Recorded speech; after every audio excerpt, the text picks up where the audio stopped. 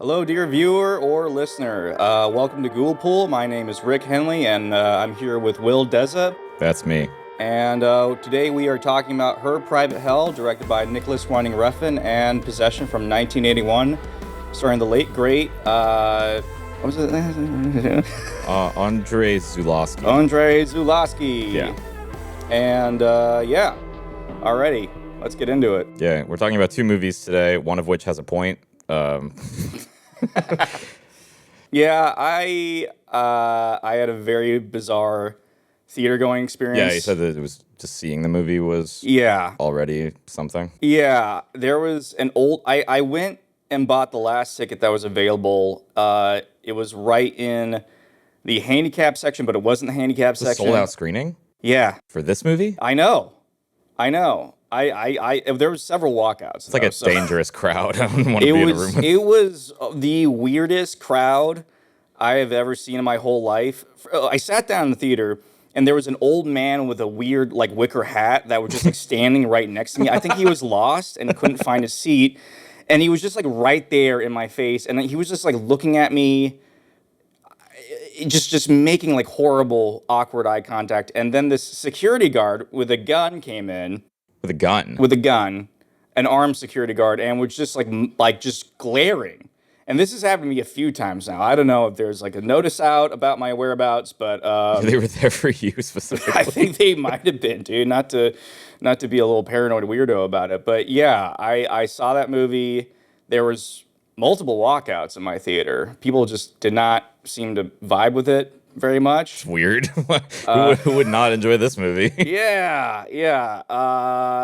Okay, yeah, those are my initial Okay. vibes there, yeah. I have two things to address really quickly. First of all, I should probably just say this for everyone. My last name is pronounced Deza. Oh, Deza. Oh, Yeah, God, which Deza. I'd like I'm so sorry. just for anyone. I'm so at home. sorry about that. I don't give a shit, but it's like my grandma might listen to this at some point. I'm very, very sorry. I screwed up that intro so bad. This is Brandon's shirt. I normally don't wear this. That's the second thing right there. I brought a green shirt. We're a mess. I'm sorry, man. No, let's see yeah. it. Oh, the shirt I was going to wear? Yeah. I want to hold it up. Yeah. Can we even see that on the green screen? No. Yeah. Yeah, it's just, it's the fly. It's got Jeff Goldblum in it. It's actually a magic invisible shirt. Oh, you want me to throw it? Brandon wants the shirt. Give him the shirt. Oh, fuck. Okay. Feed God, him. please. Eat. Nom nom. Oh, no. Okay. I'm sorry. Oh, fuck. Swallowed it whole. You can't see it, but he one bite, whole thing Just down. ate it. Gone. Just ate it. Yeah, man. What'd you think of this? Oh, yeah, right. The movie. Yeah. Okay, first of all, I'm in disbelief that you saw this in a sold-out theater. That's already insane. Like, I mean, I was... Okay, here's the thing. Nicholas Winding Refn. Probably Winding, right? Vinding? Something like that, yeah. I think. The Drive guy. Yeah, the Drive guy. I'm a fan, a pretty big fan, honestly, even though, some of his stuff really just sucks. Yeah. Yeah. But the Pusher movies are amazing. Yes. I love Bronson. Yes. Love Drive. Yes. And look, here's the thing: is even Valhalla Rising too. Valhalla Shout out Rising. Valhalla So Rising. sick. It's so sick. But even Only God Forgives. I saw that movie whenever it came out. I was probably 15 or something. Yeah. And even though now I don't think that movie holds up very well, it still hit at a kind of pivotal time in my life where the non-literal storytelling was something that I hadn't already been exposed to very much. So, which was kind of the same thing with Drive, like the mild injection, whatever you want to call it, of avant-garde ideas, right, or presentation methods. Only God Forgives going further in that direction. I really hadn't seen anything like it, even though there are plenty of things like it and much better than it. Yeah. So I have a soft spot for that movie, and I think The Neon Demon is accidentally a fantastic comedy. So I was looking for more of the same going into this one. I was going to say that, yeah. In my viewing, there were a lot of people laughing. Yeah. And I couldn't tell if that was intentional. If this is his funniest movie, I think. I think so. I hope it's an intentional comedic undertone because people were laughing. Well, actually, there was just this one really obnoxious guy laughing through most of it. He was probably not the most sober person. Maybe he was the most locked in, honestly. It's possible, right? Yeah. With this movie. Oh, my God. Is there a right way to read this movie? I mean, like, okay. Do I think it's good? No. It's not a good movie at all. It's not. It's probably his worst movie in terms of just the actual technical presentation of it, I think. We could talk about that, I guess. But but I thought it was kind of fascinating and sort of like it was honestly exactly what I was expecting it to be. This is really, really similar to the Neon Demon, if you saw that, except that movie, even though it is laughably stupid, that's kind of been the reoccurring theme with his movies in the last like 10 years is mind-blowing visuals. Yes. Things that like if it was a silent film or it was just music, it might be a perfect movie with like mind-blowingly stupid plots. Yes. Oh my God. And just like the way the dialogue was in this movie, everybody is talking like this through the whole movie. And they could have just shaved like 20 minutes off this movie if they just talked like normal fucking people. It feels so long. It's not that long. It's like an hour and 50 minutes, right? It's not an insane runtime. Is it 50 or 40? I thought it was, or whatever. It feels pretty 2 sure hours. It's 50. It feels... It's a little under 2 hours. Okay, it's a little under 2 hours. Yeah. It feels like I remember looking at my phone. Yeah, I did that multiple times too. Oh yeah, my theater experience was interesting too because I just happened to be in the same screening as Brandon. We see these movies separately so we can get our honest reactions. Right. But, I was so scared you were gonna like this. I came in here, please make him not like this movie. Well, the thing is, right? It's like I don't want to say I liked it because it's like a bad movie and I probably couldn't watch it again. But there are things in it, ideas in it, absolutely, that I think could have been like he probably should have seen these acorns of good ideas, and let those grow into a movie that was actually about something. It feels like 3 good ideas just car crash together. Yeah, right. And it just all keeps becoming a different thing, and it's very jarring and very kind of like it just aggravates you. Yes. And makes you just really frustrated. Yeah. Because there are, going back to Only God Forgives, what is this fucking shit with the hands? That I was going to say, yeah, why is he bringing the hand stuff back? I already didn't totally get that in Only God Forgives. Yeah. I haven't seen that movie in a long time, but it didn't seem like that deep of a metaphor that needed castration. Further. It's just, exactly, yeah. It didn't seem like it needed much more exploration than it already got in a subpar movie. Yeah. Oh God. Frustrating is a good word for this because when I was watching it, some of those acorns that I was talking about, my whole thing with him right now is I don't understand why he is like forcing his persona to be an art house director. Yeah, I know. Drive is like, I mean, not that his movies before weren't like artfully done or anything, not at all. They were beautiful, but it seemed like they kind of were not afraid to just have a story that made sense and keep it simple and like Drive is a great movie because it's so simple and it gives a lot of breathing room for the style to kind of shine. Absolutely, I couldn't agree more. He was great with simple, straightforward, well-structured, interesting outsider characters, minimal dialogue, beautiful visuals. Yep. And he's stuck with that. Yeah. I mean, even in this movie, there's some stuff that out of context, just in a vacuum, looks pretty cool. Yeah. There were like individual shots where I did feel the I guess the horror of it. I mean, I guess this is a horror movie, right? It's kind of supposed to be, but it's got some bullshit Giallo shit going on. Yeah, right. There was no legitimate moments of like I don't know if it was even intentional. There were just some shots where the way it was framed or certain like a facial reaction or a lighting choice did kind of get to me. So there's something there. It's not like I don't know if that's what it was supposed to be, though. There were times where I was a little creeped out, but I have absolutely no idea if that was on purpose or if that's just me reading into it and he accidentally did a shot that was creepy, because it seems like it feels like everything that it's trying to do, it's failing at. And I think all the stuff that I like about it is a byproduct of the failure. That's what I felt like whenever anybody was like laughing. I mean, there were some deliberate, comedic elements to it, but at the same time, it felt cheap in certain parts. And oh my God, yeah. But when I said worst, I think I mean it looks like his cheapest movie. Yeah, you could tell it just felt like, I don't know. It just felt like a weird, like music video. Yeah. And look, I don't want to keep dogging. I will say the one positive thing. Some fantastic performances by the actors. Sophie Thatcher's good. She's really good in this, yeah. I was about to say, too, because when you talk about the movie looking cheap, I mean, it does a lot of the time. Yeah. And but then there are other times where I think the first 15 minutes, I liked all the sets, except for the weird crystal place. Hated that one looks like shit. But the hotel and the outside of it, I thought it looked kind of cool, and I thought it had potential, is what I'll say. It wasn't mind blowing or anything, but this is a perfectly adequate location to set a horror movie. Yeah, and if it was a horror movie. If it was, yeah, debatably. But Sophie Thatcher, there were so many lines where I was thinking to myself, this is a terrible part. Yeah. There's nothing to this character, and the dialogue that she's given, you can't sell it. There's just no way to sell it. And she kind of almost does sometimes.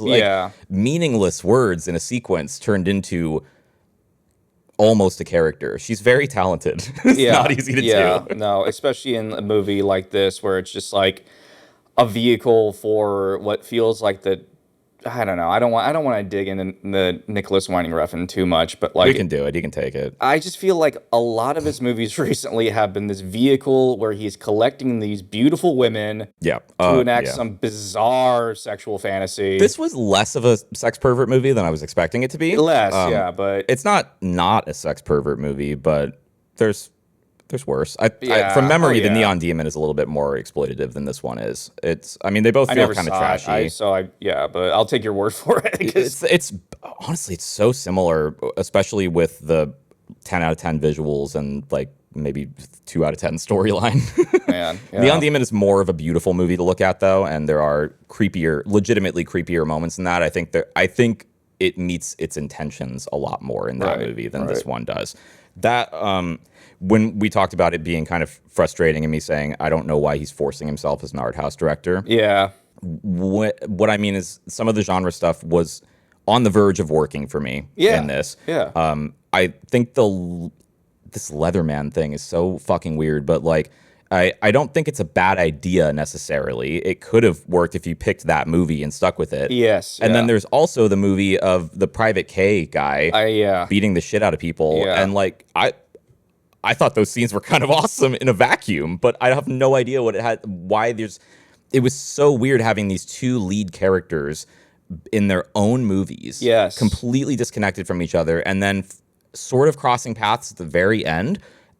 In no meaningful way at all. No meaningful way. No real meaningful resolution or explain. Here's what pisses me off about it. I don't need a movie to make sense. I need it to make me feel invested and interested and maybe even challenged and engaged. Yes. This just felt like a very, very colorful brick of styrofoam as someone at gunpoint told me to eat. Yeah. You know, that's what it felt like. Yeah, I have to eat this. And it reflected in the audience because, sauce. There was 7 people that just walked out. I'm surprised that there was. I can't believe it was even a full theater at all. I can't get past that. That's fucking crazy. I'm not surprised anyone walked out. I was sitting right by the exits, and I was like, "Oh, are these people just going to go use the restroom?" And no one ever came back. They just got up. Someone walked out of our theater. Yeah. Oh, yeah, probably. At the end, when the Leatherman died, she immediately stood up. She was like, oh, man. Yeah. It was because she was so invested in the Leatherman storyline, she couldn't believe that he died like that. She literally got up, threw her hands up, and walked out. Yeah. Oh, she made it far, though. That's the end of the movie. Yeah. She should have left way sooner. Except me when I saw Avatar 2. I also, just as a slasher movie, this fails so hard because for what kills there are, it's the same kill over and over again. It's this dumb chest ripping thing that like... Which kind of leads me to be like, is this supposed to be making fun of slasher movies? Is it supposed to be a comedy? Because there were times where I think the comedy was intentional. Yes. I'm not sure. And those moments were the ones that would kind of win me back, where I was thinking maybe this is going somewhere and he's going to sort of pull a rug out and it'll make sense in some way. But that didn't happen. One of the funniest scenes in the whole movie, and this really like cracked up the audience, is like Private K. He's in that little shop and he's dealing with those two like demon girls or whatever. And she's just talking, and then he just like pulls out the fucking brass knuckles. Oh yeah, and everybody was just like, is he just gonna beat the shit out of this 100-pound girl or something like that? And she's like, it doesn't work on me. And she's doing that. I like the finger stuff. That one. I always like the finger stuff. Yeah. But what are you talking about? Oh God, I should have looked up these actors' names. He's in the shop and he like is talking with those two demon girls, and then right after it like transitions to him beating up all those guys. But like, they like teleport into the room. Yeah, they teleport in the room. It's like right before that, and he's like talking to her, and she's like teasing him, and then he just decides to pull out the brass knuckles. Okay. And then people just broke out because they thought they were just going to watch a man beat the living dog shit out of a tiny person. And I thought that fight scene was kind of fun for whatever reason. All the fight scenes are terrific. I thought it was really funny that in the second fight scene, the guy he blinds in the first fight scene, he stabs his other eye in the second fight scene. A great gag. Like, why doesn't he just make an action movie? Why can't he just do something that people might actually like? Or just an action comedy. Yes, he's so capable. He's absolutely capable. I just think he's pissing around. He's got some money to throw around. I don't. Has he ever had like a real bomb, like a real mom, like a real like? Well, because I don't know if there's ever been enough invested in any of his movies for it to be like a complete failure. I mean, I think probably Only God Forgives had higher expectations because it was 2 years after Drive with the same leading actor. Yes, so I'm going to assume that probably whoever distributed that movie was expecting more of a return. Right. But right out of the gate, it had such a bad reception at film festivals that it was kind of dead on arrival, I think. I remember that. Yeah, that was... God, I think I was in my freshman or sophomore year of college, and I just remember, because like around this time that Only God Forgives came out, there was this indie game, Hotline Miami, that came out. I love Hotline Miami. Love Hotline Miami. Very inspired by Drive. If you love Drive, play Hotline Miami. It's been out for years. I love Hotline. That's a fucking fantastic sequel. So I was so in. I was like so in on the vibe. I went back. I watched his whole catalog, like all of his movies. Yeah. All of his movies up to Drive are great. They're great. Yeah, it's a really, really solid filmography, honestly. Yeah. I think that a lot of people, because I want to say that Drive is it's definitely his biggest like claim to fame. Oh, for sure. And in the United States, that's probably maybe the only movie that he's known for in like a household name kind of sense. And probably most people don't even know that, that's the name of the guy who directed Drive. Right. But he's not a one-hit wonder filmmaker. Absolutely not. Even his misses, even this movie, I thought it was interesting. It's just, I don't know what it was trying to be. I have no idea how he could have possibly watched this and thought it was succeeding at any of the things I think it was going for. Yeah. Oh my God. And it just kept being jarring, and it's not that you can't be jarring, but it just felt like, okay, now we're a murder mystery, now we're in space, now we're this like private detective thing. I think the space stuff, I think that was supposed to be the movie they were shooting. It was. Right? I wasn't confused about that, but it was just so jarring to go to it and have it be presented as if it's just the scene and not really ever break the logic, right? Of like, we're on the set now. You never really figure out what the hell these girls are doing, why they're there. Most of the girls don't have a second scene either, I don't think, right? No. It's like, and are you okay? What's going on? I didn't know that was the movie. Oh, man. Oh, you thought we just went to space? Well, no, because it's poorly communicated, dude. It's very poorly communicated. That scene where she says, I don't think this movie will fix us. And I was like, oh, they're talking about the movie that we're watching? And yeah. There was a lot of third wall or like fourth wall breaking attempts at, and I think it's his kind of like, oh, here's my middle finger to the industry. And, it's such a poorly put together statement in that regard, because it's not as if he's actually succeeding at mimicking the thing that he's commenting on, if he is commenting on it at all. I'm not sure what the statement would be if he is. It's like so poorly thought out. You did mention something that is here that I wanted to bring up, because you said that the movie doesn't necessarily have to make sense for you to be invested in it. Something else can be the driving force, right? And that's something that I will want to compare with our other film today, because there are different ways that movies can not make immediate sense. Absolutely. It can be a literal plot issue where you literally don't understand what's supposed to be happening. Yeah. Or where the presentation is so kind of cryptic that you need time to decode it and figure out what's really being said and what's really happening in the storyline. This movie, I wanted to keep giving it like the benefit of the doubt, that maybe at some point there was going to be the opportunity to decode it and come to some sort of conclusion. But I think that there's too many literal moments that make no sense, and there's a lot of exposition in this movie. There's a lot of explaining what's happening, and it raises more questions. And with this sort of, once you start to lean in that direction, you kind of lose the avant-garde license a little bit, where it's like, okay, now I'm going to start asking questions about the literal direction of the story. And if you leave all that out, honestly, I will just roll with the emotional logic of the movie and not really question the plot. Right. But it brings those things up, and it has these really conventional aspects, like the just the exposition, and there was like a musical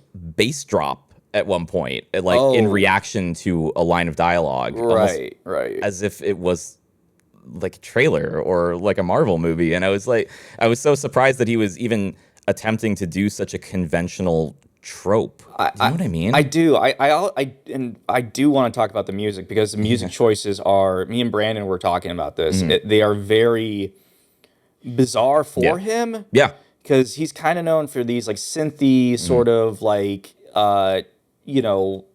music choices.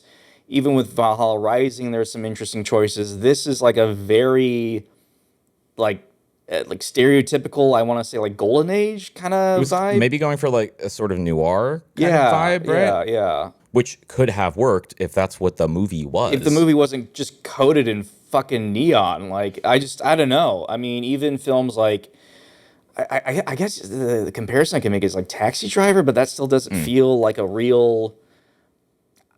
I don't know. Let's talk about Possession, because I just want to like, I could just rag on this movie for like 4 hours. Yeah, I feel really, I don't think this is not a recommendation from us. I mean, if you're a big Nicholas Winding Refn fan like I am, maybe you'll get something out of it. I got a little bit out of it, but I have no idea if it's what he wanted me to get out of it. Yeah. And if it wasn't for Sophie Thatcher, this really just would look like a cheap porno. Yeah, that's the vibe. It's a very, as opposed to an expensive porno. It's got like mid-range porno vibes. Yeah. I've definitely seen nicer pornos. Also, there's a character named Johnny Thunders in this movie who has like one scene.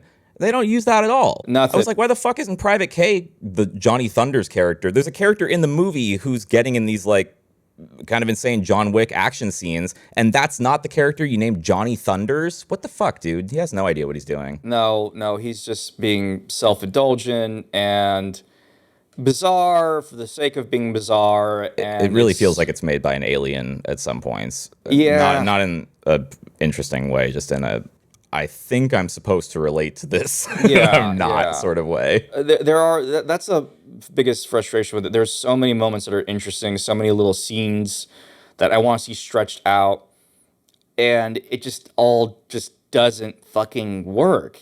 And it's sad, because this guy was one of my favorite filmmakers by far. Yeah. I thought he was going to be like, the next Paul Verhoeven or something in that, and what he was doing with his work. And sure, yeah. He just, if he wanted to, he could make a fantastic genre movie. Yeah. And I'm not saying like all filmmakers have to stay with what they are. They can evolve and change, and that can be interesting too. But what I hate most about this movie is that he like took all the things that he was evolving into that aren't good Yeah. or weren't good, and has just stuck with those and has gotten rid of everything that I really liked about his films. It's the same criticisms that would apply to his last two films, but they're all just even more heightened here. Yeah. What the hell happened? Did the reaction to Only God Forgives just break his brain or something, and then he's just locked into this neon nightmare forever? What my theory kind of is that he is a man that had a lot of success and is now just like, I just don't care about making money anymore, or I don't even really care about like telling a story. I just want to be very self-indulgent and have fun and play around. Sure. Do you get the sense that they had fun making this movie? Because I kind of do. Oh, yeah. It doesn't seem like it doesn't feel laborious necessarily. It feels like he's just fucking around. In my experience, being on a movie set where it's a trash movie is so much more fun, where it's like a movie of like quality and esteem and people are taking it seriously. Yeah. I have this experience where like some people can have too much fun on a movie set because they don't treat it like work. They don't treat it like it's a work of labor, of art. Once you start to bleed over into it, we're having way too much fun with it. You're either going to make like a mumblecore movie or you're going to make a fucking bad movie. Yeah, we don't want that. So we don't want mumblecore. There's also, I don't feel bad about digging into Nicholas Winding Refn because there's nothing that we can say that William Friedkin didn't already say in the notorious interview. So. Oh God, So yeah, it's all the damage is done. He's already a clown in most people's eyes, and I still like him. And you know what? I'll still see his next movie. I just probably would not be able to watch this one again. No, so Jesus God, don't watch this, especially if you're not familiar with his work. So we did juxtapose this with another movie. 1981 Possession. Yes. The idea came up due to the unfortunate recent passing of Sam Neill. I chose this movie because although it is known for one performance in the movie primarily, I think that Sam Neill gets often overshadowed here. This is the movie that made me reevaluate the way before I saw this movie, I was really like, he's the Jurassic Park guy. And he's great in Jurassic Park, nothing against Jurassic Park, but this was the movie that made me recontextualize his acting abilities, because it's a very intense, very physical performance, very different way of acting in general that you don't see in a movie so often. Because I'm very curious to see, because I've seen this movie before, Rick has not, but the way so I'm really curious to hear your overall thoughts on it. But the thing that was really jumping out at me this time is that the whole film almost feels more like a performance art piece than a movie with a literal series of events that all connect in a actual tangible way. Yes. And so that's why I had a feeling there would be like certain things to kind of compare and contrast this to her Private Hell a little bit. And the main thing was the fact that neither movie makes sense in different ways. Right. So, but they both make you feel very different. I mean, when I sat down to watch for the first time with Brandon and my lovely friend Sean, who was in town briefly. I'm so sorry. Yeah. Don't apologize. Oh my God. No, Brandon said it like one scene early on in the coffee shop felt like theater. Yeah. And I. Oh yeah. One when he's chasing her around. Yes. Yeah. And it evolves and it becomes so much more than that. It just made me. I love this movie. Okay. I love this movie. Sweet. It made me feel tense. It made me feel like a kind of pressure that I really like in certain kind of cinema. Yeah. You know, because I do have this like, love of extreme cinema in so many different avenues. And it just made me feel exertion. It made me feel like tenseness. I wanted to see more. I wanted to see where this, it's like a car crash. It just keeps going and going and going. And then there's a nuclear explosion. And it's just like, it's this. It's just electric, dude. It's electric. Yeah. Like and it's so, the cinematography is so grounded and gritty and beautiful at the same time, and tense and weird and just so interesting. It's the energy level that this movie maintains is so fascinating, because it's the cinematography, but it's also this sort of handoff between different departments, and where there are a lot of times where it's not a lot of movement, not a lot of like blocking or business happening in the frame, and the characters are kind of stagnant, but the camera is swirling around them, or just free flow, going absolutely insane. And then in the same scene, sometimes there'll be this sort of trade-off where now all of a sudden the camera's stagnant and then it's the people moving around. Right. Like, it sort of passes the torch a little bit between like the editing and the music. You know what I mean? Like, it all works really well on an emotional level, even if you can't totally explain the logic of the scene. Right. You still kind of follow it. It's strange because rewatching this movie, there are a lot of aspects of it that I really don't understand. Yeah. And I wouldn't be able to necessarily explain them to someone, like what the deeper meaning is. I am not going to be one of those guys doing a YouTube explained videos on possession. You know, there are a lot of really mysterious sort of aspects of this movie to me, but I follow this emotional through line that feels very present. And this movie, I think, handles its sort of surreal elements a lot in still in sort of a grounded way, like you were saying, whereas something like Her Private Hell was like watching someone walk on a Lynchian tightrope and just fucking faceplant every 5 minutes. It feels like in Possession every single scene is tense, the performances are phenomenal and demanding, and everything is just about like how can we squeeze as much tension and weirdness. And there's stuff in that movie that doesn't make any sense, or things that happen that don't, but they're interesting. Things happen in Her Private Hell that don't make sense, and they are not interesting. That's the biggest issue with it. There's so much. I was not curious. I was not at all curious during Her Private Hell. I was fascinated, but like on an objective, just watching a movie viewer sense, I was not curious at all. No. I just, that was what was so cool about Possession over Her Private Hell. It was just interesting. It was interesting. It was fascinating. It was terrifying. I had never seen creatures, like shown like that. They did such a great job. The effects are great. It's Carlo Rambaldi, I think. Oh my God. Which, correct me if I'm wrong, but he's got a lot of crazy, insane credits. I know he did E.T. I think he did the effects on Alien. I'm pretty sure because I saw a screening of Alien at the Academy Theater a year ago, and it was part of a Carlo Rambaldi series.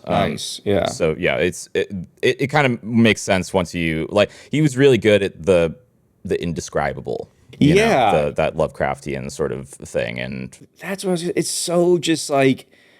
I've never seen anything like that, and that's really rare for a sicko like me. I've seen a lot of like fucking disgusting effects in my life.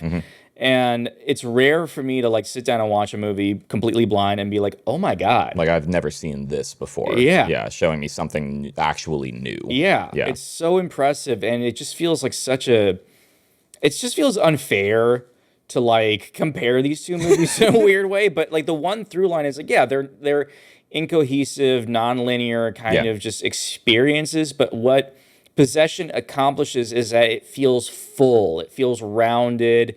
It feels like there's an actual earned conclusion. Yeah. Where with Her Private Hell, it just breaks end. It feels like you got in a car crash and are flying through a windshield and skidding on concrete. And you're just screaming for help, and nobody is coming to save you. None of that's good. There's movies where I would describe that and it would be positive, but it's all just terrible. It's all just like... When I ran into Brandon outside of my screening, because I did it where I saw Her Private Hell, and then I went and rewatched Possession, and he was like, I should have done it in that way, save the best for last. It was because the way he watched it, what he described it as was like watching gold and then watching shit. It felt like... that's true. Like they're not even... It's barely even the same medium. It was ice cream before Brussels sprouts. God. Okay, I mean, I don't know. Go watch Possession. Don't go see Private Hell. No, definitely not.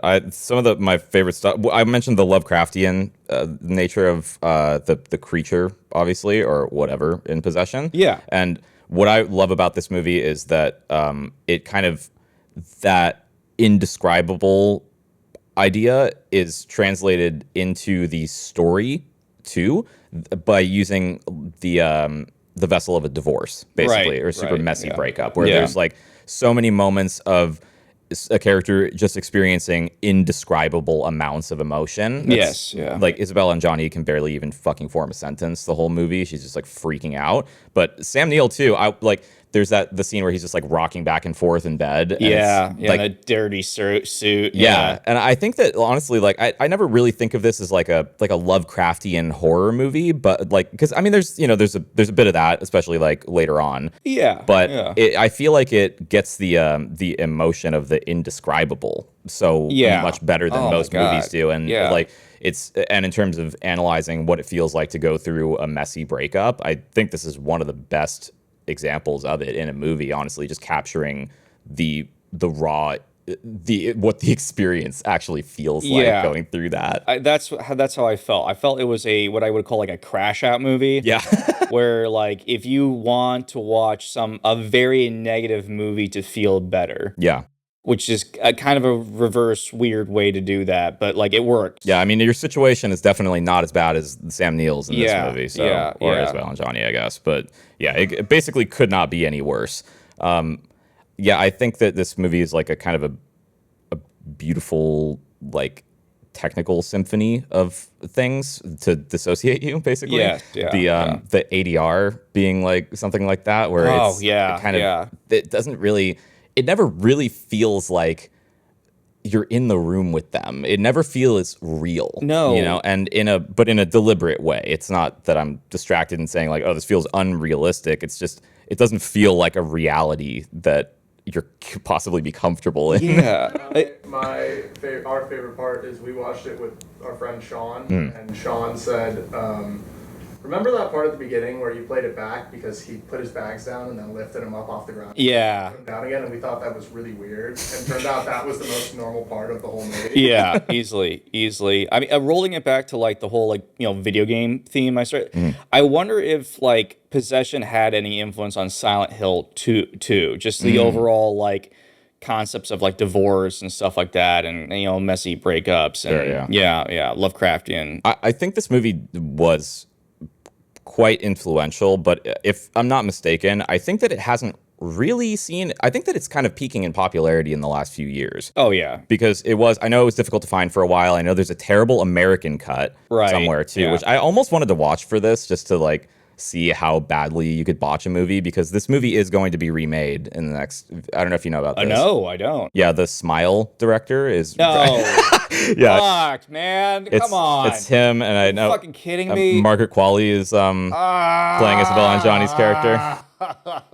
And hey man. I know. I think it's such a pointless movie to try to remake because it's so specific in the time period that it's set in with the Berlin Wall, and it's so. Who greenlit that? You also just can't. It's not.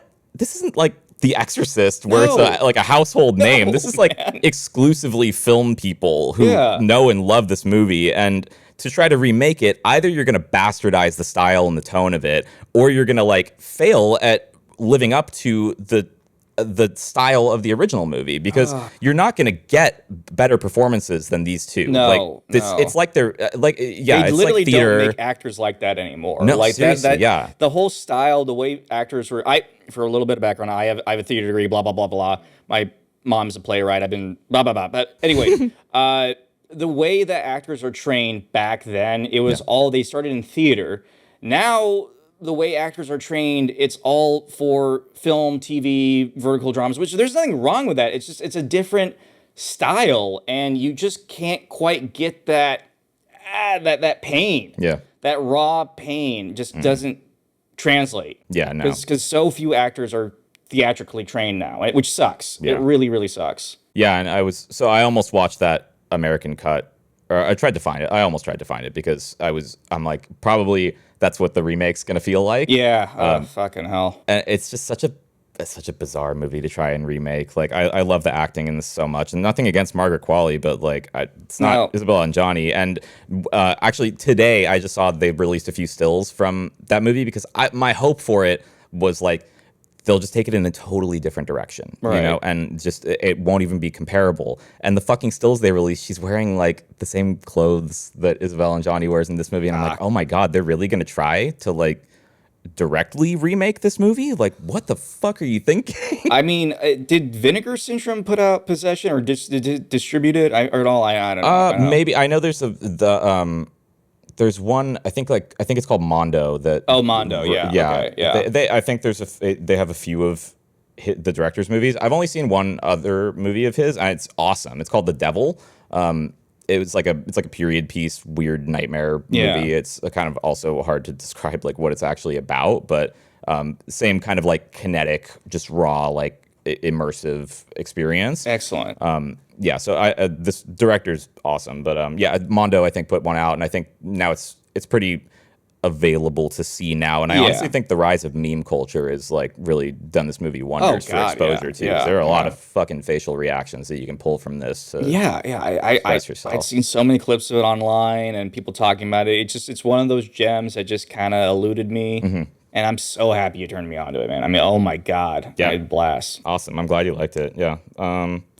So yeah, if you like, I mean, I think you can, you know who you are. You know if you're gonna like this movie or not. It's not for everyone. We're not talking about very broadly relatable movies this episode. No. Should we get into like recommendations at this point, or like? Sure. Yeah. The only one other thing I wanted to mention about Possession was because our last episode was on Evil Dead, right? And we didn't really talk about this in that episode, but Evil Dead was classified as a video nasty, right? And was banned in the UK. Yes, and this also was. That's not surprising. Yeah, but it's interesting because Possession, this movie, it's like it's not actually that violent in camera. Like, I mean, people get shot, people get killed. There are a lot of shots of people with blood on them already. Right. But something that because when we were watching Evil Dead, Brandon was sort of like, how would this be like a movie that would get banned? Because even compared to some stuff that came in the 70s, it doesn't feel that extreme. Yeah.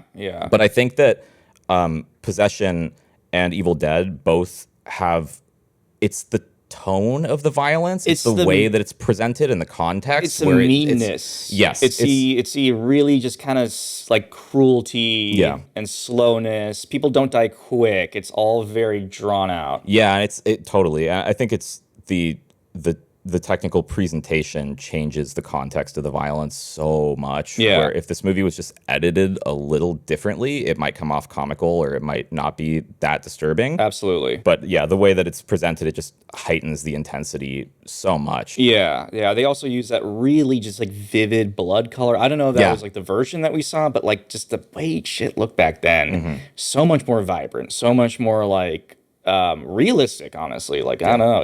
Yeah. I love this movie. It's like, I want to say it's kind of one of my favorite movies, but there are a lot of things about it that I just don't understand. And there's aspects like him being a spy. Yeah. Where I'm like, what? Terrible spy.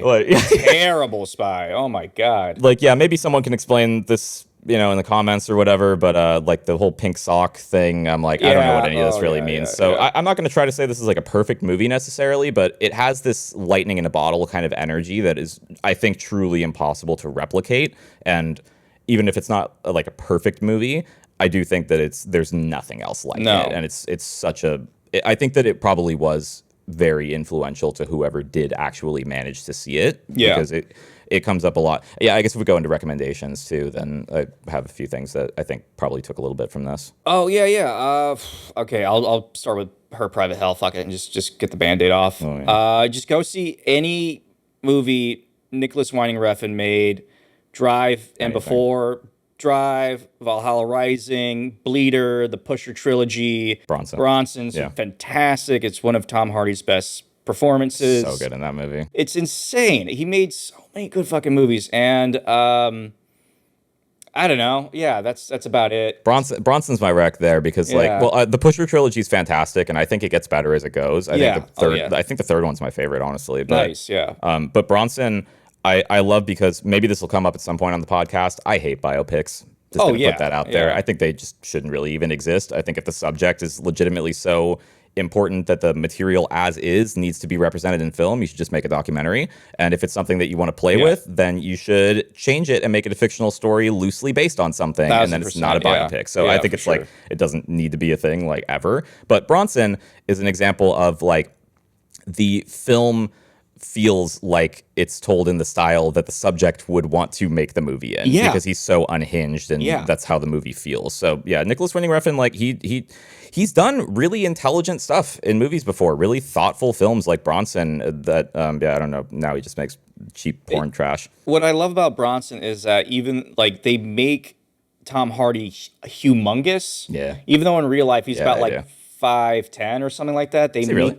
Something like that. Yeah. Most actors nowadays clocking at 5'10", which is hilarious. It went back. They breed them like that now. Yeah. They used to be like John Wayne and all that used to be like 6'2". Now they're all exactly 5'10", and it's true. They shave off part of the feet too. Yeah. If it's they too grind tall. him down a little bit. Yeah. But they managed to make him look enormous, at least just in energy, maybe not physically, but he was just imposing. Yeah, very, very imposing. So that's what I wanted to say about Bronson. Totally. That was one of mine too, like in reference to Her Private Hell. I mean, honestly, like if you did like something about Her Private Hell, God forbid, but if there was something in there that struck a chord with you, honestly, you probably should watch The Neon Demon, because chances are whatever that thing was, it probably was done better than Neon Demon. Like, I actually kind of like that movie. The ending of it makes me laugh out loud. I won't say what it is. I don't think it's supposed to. People were laughing. But I was just like, off at the ending of. But with The Neon Demon, it was like, wow,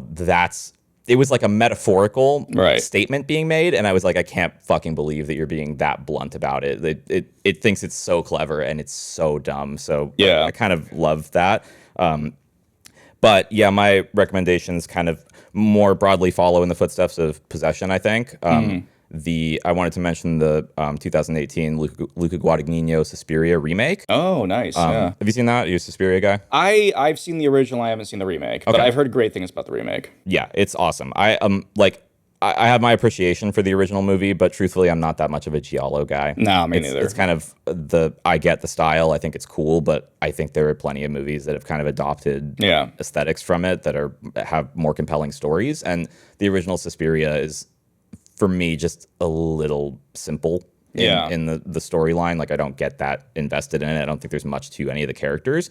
The Luca Guadagnino film, it's a lot more. It's very inspired by Possession, with the camera work and the coloring of it, and the being right next to the Berlin Wall. Oh yeah. But so if you like Possession and you haven't seen the Suspiria remake, I think it's great. I know Dario Argento has basically disavowed it and said that he thinks it's a fucking piece of trash, which sucks, because personally I actually like it more than the original, but I was never that big of a fan of the original anyways. Fair enough, yeah. Anyway, but it's worth a shot. It's so ambitious, and it's told in 7 acts. It's 2.5 hours long. It's like a completely different movie, which is the way to do a remake, I think, where it's just go a completely different route, so it's barely even comparable to the original. I love that. Dear God, I hope that the fucking Possession remake is just something that isn't trying to be. I hope they're not trying to directly replicate original scenes, because that's just gonna, like, I'm gonna want to jump out of my fucking skin if I have to watch Margaret Qualley freak out in the subway station. Watch it be a sequel. Yeah, it's a sequel. That'd be great.